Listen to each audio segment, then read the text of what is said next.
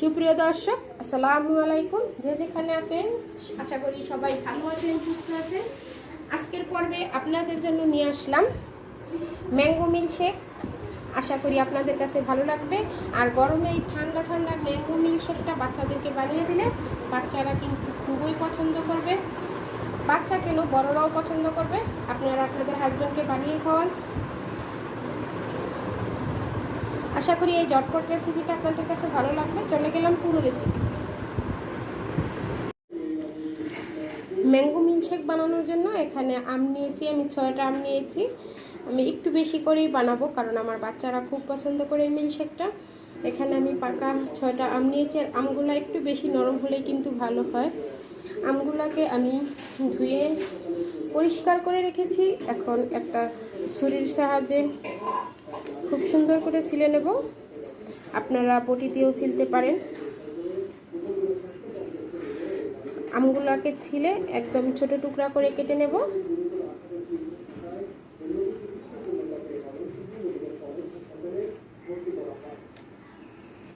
আমগুলো আমি সব টুকরো করে নিয়েছি, দেখতে পাচ্ছেন। এখন একটা ব্লেন্ডারের ঝাড় নিয়েছি, ঝাড়ে দিয়ে দিব আমগুলো। সবগুলো আমি একসাথে দিয়ে দিব ব্লেন্ডারের জারে। আপনারা চাইলে দুবারেও করতে পারেন, তবে আমি একসাথেই সবগুলো আম দিয়ে দিলাম।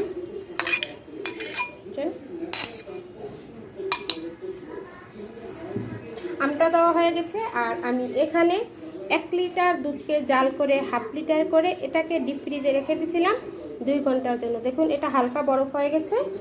এখন এটাই আমি দিয়ে দেব।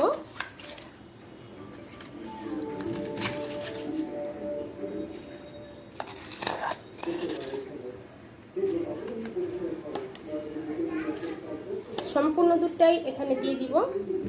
আর এখানে আমি নিয়েছি 1 কাপ চিনি, তবে 1 কাপ চিনি আমি পুরোটা দিব না, এখানে হাফ চিনি দেব। দিয়ে খুব ভালো করে এটাকে ব্লেন্ডারে ব্লেন্ড করে নেব। আমটাকে ব্লেন্ডারে ব্লেন্ড করে নিয়েছি। আর এখানে আমার 1 কাপ চিনি লেগেছে।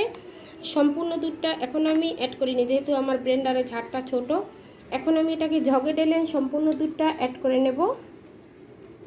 মিল্কশেকটা রেডি হয়ে গেছে, দেখতে পাচ্ছেন। একদম আমি যেরকম পারফেক্ট ঘন চাচ্ছিলাম এরকমই হয়েছে। এখন আমি আপনাদেরকে একটু পরিবেশন করে দেখাবো।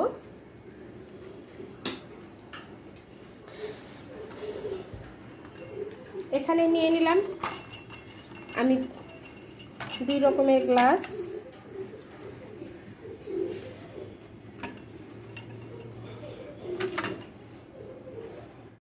এখন আমি প্রথমত গ্লাসে দিয়ে দিব সেই মিল্কশেকটা, যেটাকে আমি রেডি করে নিয়েছি।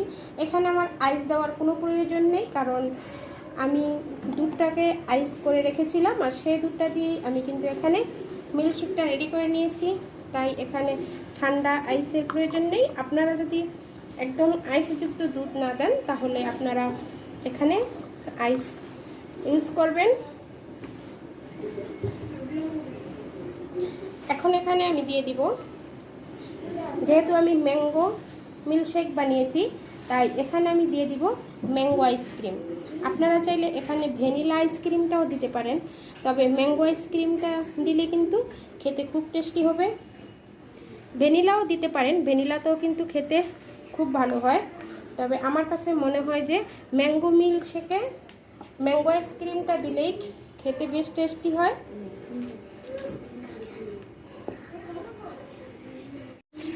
দেওয়া হয়েছে।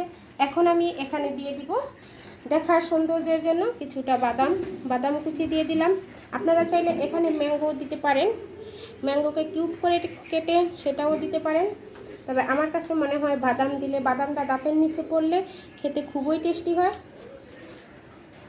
দেখলেন তো কত সহজে বাসায় মিল্কশেক বানিয়ে নিলাম। আপনারাও বাচ্চাদেরকে এভাবে বাসায় বানিয়ে দিবেন। আশা করি রেসিপিটা ভালো লেগেছে। যদি ভালো লেগে থাকে তাহলে অবশ্যই আপনারা আমার চ্যানেলটাকে লাইক দিয়ে আমার চ্যানেলটা ফলো দিয়ে রাখবেন। আর যারা ফেসবুক থেকে দেখছেন তারা অবশ্যই আমার চ্যানেলটাকে বেশি বেশি করে শেয়ার করবেন। আজকে এই পর্যন্তই। সবাই ভালো থাকবেন, সুস্থ থাকবেন। আল্লাহ হাফেজ।